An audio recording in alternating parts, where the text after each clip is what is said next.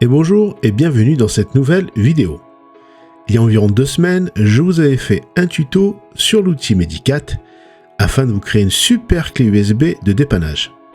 Cet outil super fourni vous permettait d'interagir avec tous les ordinateurs au niveau hardware et software. Et aujourd'hui, je vous présente une alternative DLC Boot, une alternative d'origine vietnamienne qui vous propose aussi donc des outils afin de faire la maintenance et la réparation de vos ordinateurs. Comme Medicat, il propose un mini Windows en version 10 ou version 11 afin de booter dessus et donc d'accéder à vos fichiers et ainsi lancer la panoplie d'outils qui vous permettra donc d'interagir avec vos ordinateurs et d'en effectuer la maintenance et la réparation. Vous verrez, cet outil est moins bien fourni et un peu plus âgé, mais il fait bien le taf car vous avez également une ribambelle d'outils qui va vous permettre d'effectuer vos diverses tâches. L'outil pèse environ 5 Go alors que Medicat pesait environ 22 Go. Je vais donc vous montrer comment la télécharger, créer la clé USB et faire un petit tour d'horizon des outils qui la composent.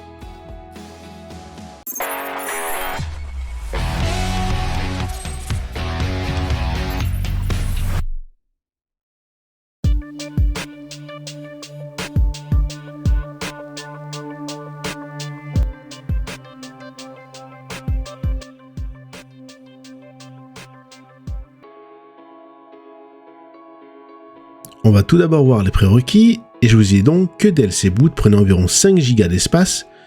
Il vous faut donc une clé USB de 8, 16 voire 32 Go et pour le prix que ça coûte, nous allons voir par exemple sur Amazon une clé de 32 Go. Prenez une clé de marque, pas de no-name ni de clé exotique. Vous voyez par exemple des clés Philips, ici 3 clés pour 14 € ou carrément des SanDisk Ultra de 32 Go, un jeu de 3 clés pour environ 18 €.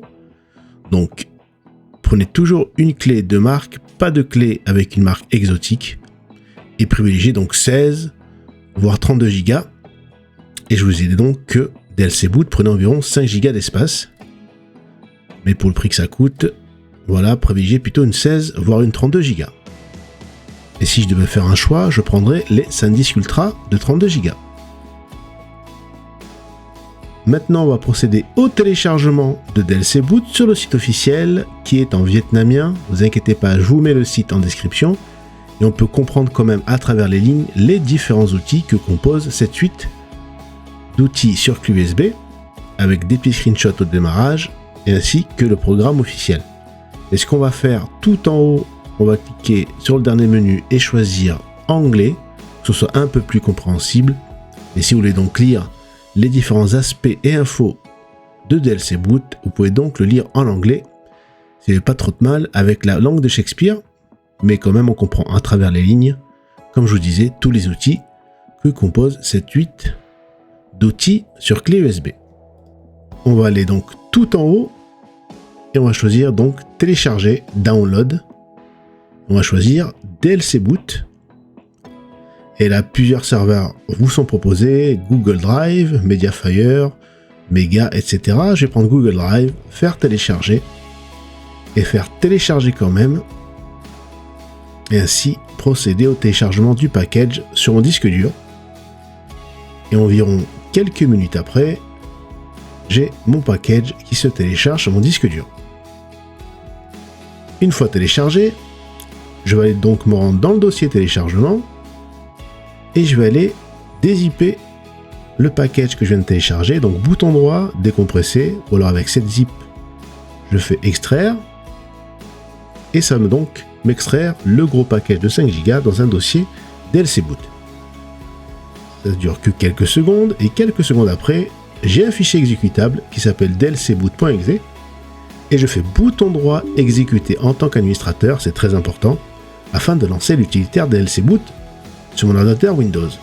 On a déjà un aperçu des outils que l'on peut lancer sur un Windows fonctionnel, pourquoi pas. Mais là, ce qui nous intéresse, c'est d'aller en haut sur la petite icône qui représente une clé USB, ici, et on va donc créer une clé USB bootable. Donc moi, j'ai inséré une clé USB de 32 Go de marque Philips, je la coche. Et tout en bas dans USB format, vous avez plusieurs choix, soit NTFS, soit NTFS UEFI ou FAT32 UEFI. Donc là, vous prenez ce que vous voulez. Si c'est un PC récent, vous prenez de l'UEFI. Sinon, vous prenez NTFS normal et vous faites Create Boot et vous faites oui pour valider. Donc là maintenant, DLC Boot va vous créer la clé USB. Ça dure environ entre 15 et 30 minutes. Ça dépend de la rapidité de votre clé USB. Et donc pour le bien de la vidéo, je vais accélérer tout ça. Et donc environ une vingtaine de minutes après, DLC Boot me crée la clé USB bootable avec le message Complete Create DLC Boot USB et vous faites OK. Et vous pouvez fermer tous les logiciels.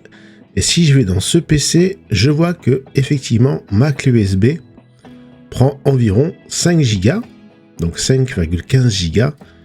Et si je vais dedans, c'est assez curieux, elle paraît vide. Il y a juste le fichier exécutable, car les autres fichiers sont cachés. Donc voilà, ma clé USB est prête. Je peux donc l'éjecter proprement et la brancher sur l'ordinateur que je vais réparer. Et on va booter dessus et je vais vous faire un tour d'horizon de tous les outils qui s'y trouvent dedans.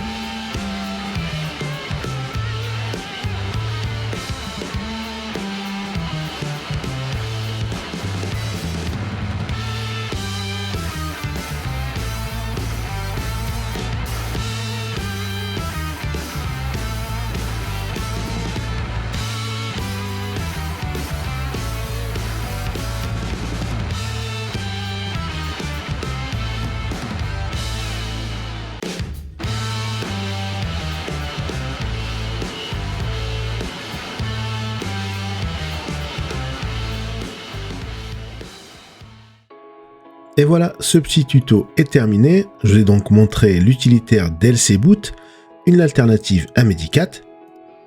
Comme Medicat, vous pouvez l'utiliser sur un Windows fonctionnel ou alors créer une clé USB et booter sur un ordinateur qui ne fonctionne pas afin de procéder à sa réparation ou sa maintenance. Il faut savoir que DLC Boot est créé sur la base de IrenBootCD, mais en ajoutant donc des outils complémentaires. Ça peut être une très bonne alternative si vous avez par exemple une petite clé USB pour avoir tous les outils essentiels sur une petite clé USB. Mais personnellement, en ce moment, je préfère plutôt Medicat car il est beaucoup plus fourni et mieux fini, je trouve. Mais cet outil n'a pas à rougir vis-à-vis de Medicat car je trouve quand même assez performant avec des outils que l'on ne trouve pas par exemple sur Medicat. Et donc personnellement, dans la sacoche, j'ai les deux clés USB, celle de Medicat et celle de DLC Boot.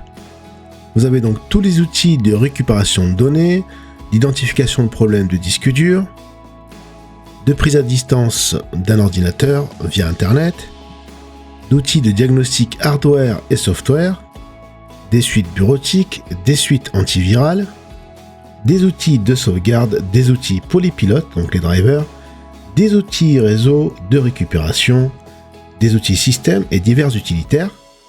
Mais il y a une fonction que j'apprécie énormément avec DLC Boot, c'est que vous pouvez booter dessus à travers le réseau, donc un mode bootLAN PXE, afin de pouvoir réparer un autre ordinateur sur le réseau, avec un ordinateur par exemple qui ne boot pas sur le disque dur.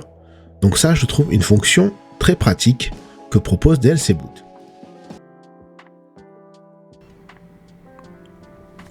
N'oubliez pas de laisser un pouce bleu si la vidéo vous a plu, de vous abonner si ce n'est pas encore fait, et d'activer la cloche de notification pour ne rater aucune de mes vidéos. Merci et à bientôt pour une prochaine vidéo.